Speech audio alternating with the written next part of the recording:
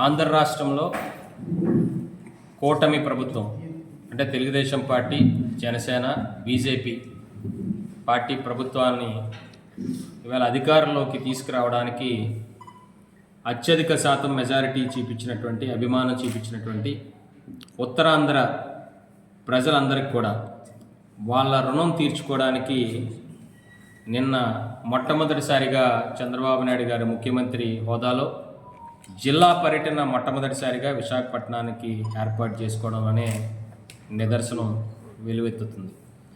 అదేవిధంగా అక్కడ ఉత్తరాంధ్ర ప్రాంత అభివృద్ధి పైన మొట్టమొదటిసారిగా ప్రణాళికలు సిద్ధం చేసుకొని ఆ ప్రణాళికల్ని ఏ విధంగా అమలుపరచాలో నిన్న చంద్రబాబు నాయుడు గారు అధికారులతో సమావేశం ఏర్పాటు చేసి, అదేవిధంగా ప్రజాప్రతినిధులతో కూడా సమావేశం ఏర్పాటు చేసి దానికి ఒక దిశానిర్దేశం చేయడం అనేది నిజంగా ఆనందదాయకం. మన ఉత్తరాంధ్ర ప్రజల తరఫున ఆయనకు ప్రత్యేకంగా కృతజ్ఞతలు తెలియజేసుకుంటా ఉన్నాం. ముఖ్యంగా విశాఖపట్నంలో నిన్న ఎస్రాయివరం మండలం దార్లపూడి దగ్గర పోలవరం ఎడమ కాలువ పనులు ఆయన ప్రారంభించడానికి తగు చర్యలు తీసుకోవడం, అందులో భాగంగా సుమారు 800 కోట్ల రూపాయల బడ్జెట్ అవుతున్నప్పటికీ కూడా ఇప్పుడున్నటువంటి రాష్ట్ర బడ్జెట్ కొద్దిగా ఇబ్బందికరంగా ఉన్నప్పటికీ కూడా ఏదేమైనా అనకాపల్లి జిల్లాలో 2,20,000 ఎకరాలకి సాగునీరు అందించే విధంగా ఈ పోలవరం ఎడంకాలం పూర్తయితే మనకి రైతులందరికీ కూడా ఒక బాసటగా నిలుస్తుంది. మరి ఒక్క కాలం సాగునీరే కాకుండా తాగునీరు కూడా పూర్తి స్థాయిలో మనకున్నటువంటి ఇప్పటివరకు పడుతున్నటువంటి సమస్యలన్నింటినీ కూడా అధిగమించే విధంగా ఈ ఎడమకాల పనులు తప్పకుండా అనకాపల్లి జిల్లా రైతులకి, ప్రజలకు కూడా ఉపయోగపడేటువంటిది. కాబట్టి దాన్ని తక్షణమే మొదలు పెట్టమని నేను చంద్రబాబు నాయుడు గారు ఆదేశాలు జారీ చేయడం, కలెక్టర్ గారు కూడా ఆ పని మీద ఈవేళ నుంచి కూడా పనులు మొదలు పెట్టడం కూడా జరిగింది.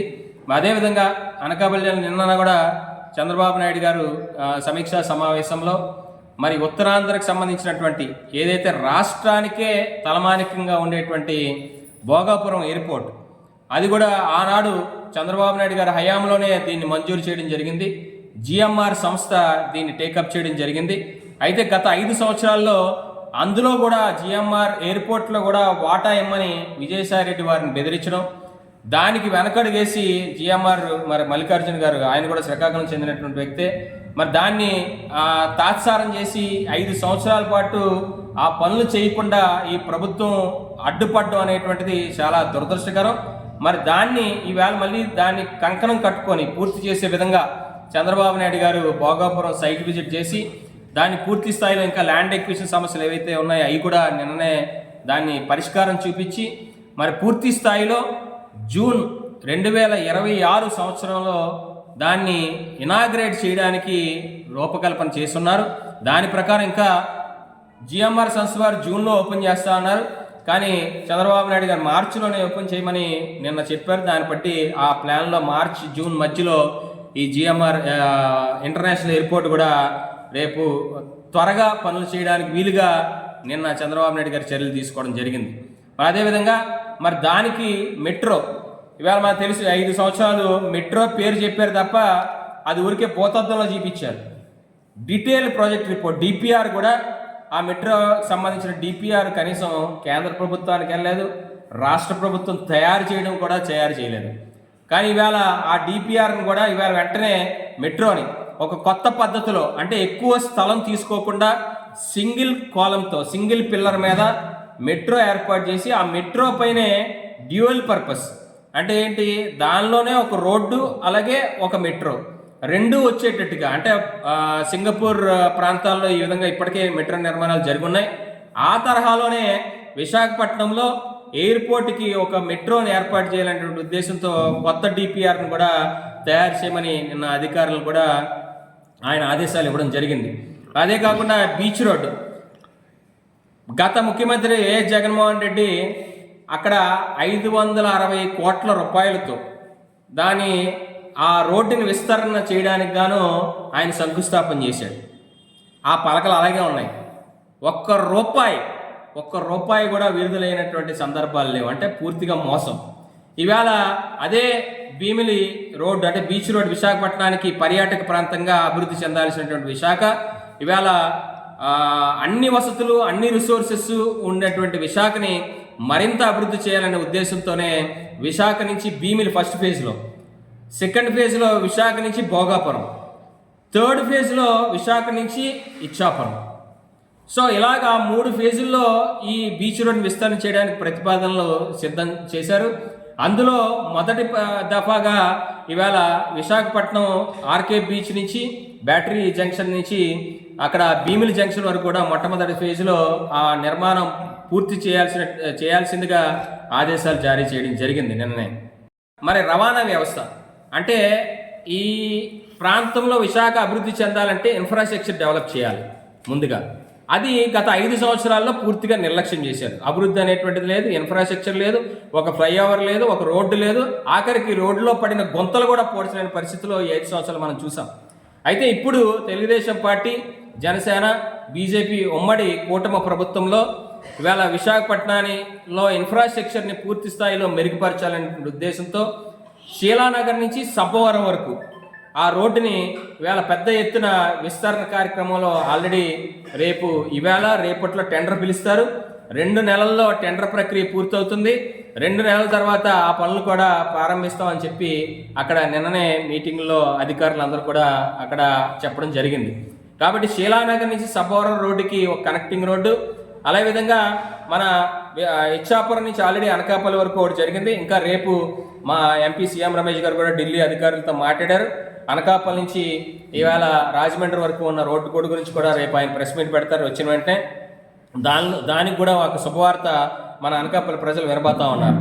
మరి విశాఖపట్నంలో శీలానగర్ నుంచి సబ్బవరంకి వెళ్ళేటువంటి రోడ్డు ప్రత్యామ్నాయ రోడ్డు ఏర్పాటు చేస్తే అక్కడ స్టీవ్ డోరింగ్ సంబంధించి అంటే పోర్టుకి సంబంధించినంత వరకు ట్రాఫిక్ అంతా కూడా ఆ విధంగా హైవే ప్రాంతంలో ఒరిస్సా భువనేశ్వర్ ప్రాంతానికి కూడా వెళ్ళిపోయే వీలు దొరుకుతుంది. కాబట్టి సిటీ నుంచి పెద్ద హెవీ వెహికల్స్ ఏవి, పోర్టుకి వెళ్ళే వెహికల్స్ ఏవి కూడా మన అనకాపల్లి కానీ లేకపోతే విశాఖపట్నం సిటీ కానీ ఎంటవక్కర్ లేకుండానే ఆ స్టీవ్ డోరింగ్ సంబంధించినటువంటి కోల్ కానీ ఇవాళ మైన్స్కి కానీ సంబంధించినటువంటి ఎక్స్పోర్ట్ ఇంపోర్ట్లు జరిగేటువంటి ప్రక్రియ కూడా విశాఖపట్నం పోర్టు ద్వారా జరగడానికి ఈ శీలానగర్ నుంచి సబ్బవరం రోడ్డు ఉపయోగపడుతుంది అనేటువంటిది అందరికీ తెలిసినటువంటి విషయమే.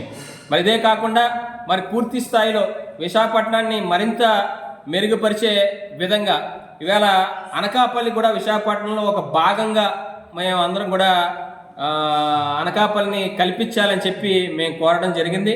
నిన్న దీనిలో కూడా నేను ప్రత్యేకంగా అందరు అధికారుల సమక్షంలో చంద్రబాబు నాయుడు గారిని కూడా కోరాను.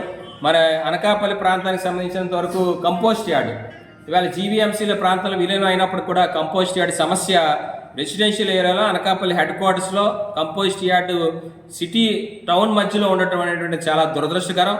దాన్ని గురించి నేను చంద్రబాబు నాయుడు గారి దృష్టికి తీసుకురాగానే ఆయన కమిషనర్ని ఆదేశాలు జారీ చేశారు. కంపోస్ట్ యార్డు 3 నెలల లోపుని ఇక్కడ అవుట్స్కర్ట్స్కి తరలించమని చెప్పడం జరిగింది.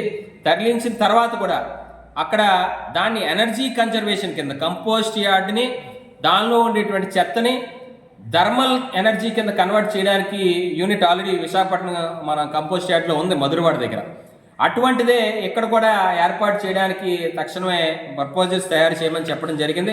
కాబట్టి అనకాపల్లి ప్రజలకి ఈ కంపోస్ట్ యార్డు ఇబ్బంది లేకుండా ఒక 3 నెలల లోపునే ఈ కంపోస్ట్ యార్డు ఇక్కడ కొనతాల రామకృష్ణ గారి ఆధ్వర్యంలో అలాగే మన సీఎం రమేష్ గారి ఆధ్వర్యంలో దీన్ని తరలించేటువంటి ప్రక్రియని అప్పుడే దాన్ని మొదలుపెట్టడం జరిగింది. కాబట్టి 3 నెలల లోపునే ఈ అవుట్స్కర్ట్స్లో ల్యాండ్ ఐడెంటిఫై చేసి ఈ కంపోస్ట్ యార్డ్ని తరలించడం జరుగుతూ ఉంది. అదేవిధంగా 22A సమస్య మన దీర్ఘకాలికంగా ఉండేటువంటి 22A సమస్య ఆ రోజు నాన్నగారు కొంతవరకు ఆ సమస్యని ఇక్కడ అనకాపల్లి ప్రాంతంలో 22A నిర్మూలించి నివారించి ఆ రెసిడెన్షియల్ ఓనర్స్ అందరికి కూడా కొంత ఉపశమనం కల్పించాం. అయితే ఇంకా చాలా మటుకు విశాఖపట్నం కానీ గాజువాక్ కానీ అనకాపల్లి ప్రాంతంలో ఇంకా ఏదైతే సొంత భూములు కూడా వాళ్ళ ప్రభుత్వ భూమి కింద తప్పుగా నమోదు కావడం, తప్పుగా అంటే వైఎస్ఆర్ పార్టీ వాళ్ళు దీన్ని బెదిరించడానికి చాలా మటుకు ఉపయోగించుకున్నారు. 22Aని భూతద్దంలో చూపించి మీరు మాకు భూములు అమ్మేస్తారా, తక్కువ రేటుకి ఇచ్చేస్తారా, లేదా సగం భూమి మాకు ఇచ్చేస్తారా, లేదా అప్పుడే 22Aని తొలగిస్తామని చెప్పి ఆ రోజు దందాలు చేసినటువంటి వైనం మనందరికీ తెలిసిందే. కాబట్టి ఆ 22A సమస్యను కూడా పూర్తి స్థాయిలో ఏదైతే ప్రైవేట్ భూములు ఉన్నాయో ఆ ప్రైవేట్ భూములన్నింటినీ కూడా ఈ 22A నుంచి మినహాయింపు ఇమ్మని కోరడం జరిగింది. దానికి కూడా అక్కడ విశాఖపట్నం కలెక్టర్ గారికి, అనకాపల్లి కలెక్టర్ గారికి కూడా చంద్రబాబు నాయుడు గారు ఆ సమస్య మీద వెంటనే స్పందించి చర్యలు తీసుకోమని చెప్పడం జరిగింది.